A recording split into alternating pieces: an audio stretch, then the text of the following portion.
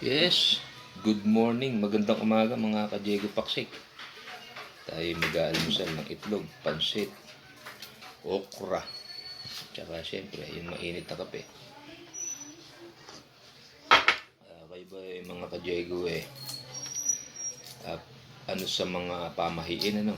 Kasi yung inang ko, merong isang bili na pamahiin sa, siguro hindi lang sa amin, sa akin, kung hindi sa aking mga kapatid din, yung pamanhiin na yung mga ka-Diego.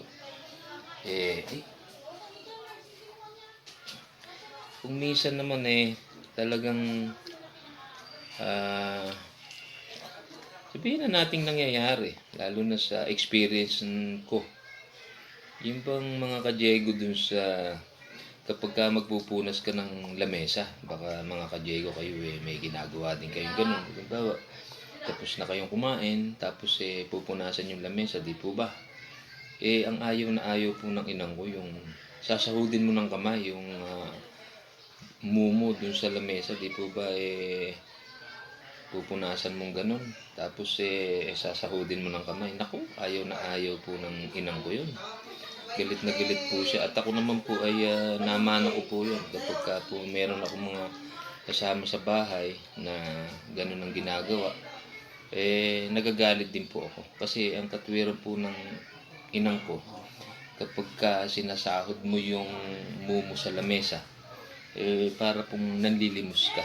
Kaya ako naman ay sinusunod ko yun, no? Kasi parang isa na rin sa sabihin na natin na babala para sa kabuhayan mo naman yun at saka sa mga papasok na grasya.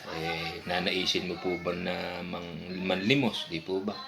Kaya yun po yung pinandaan kong isang pamahiin na pinamano sa akin o maging sa siguro sa mga kapatid ko na ang aking mga magulang yun. At saka po yung pagwawalis sa gabi, no.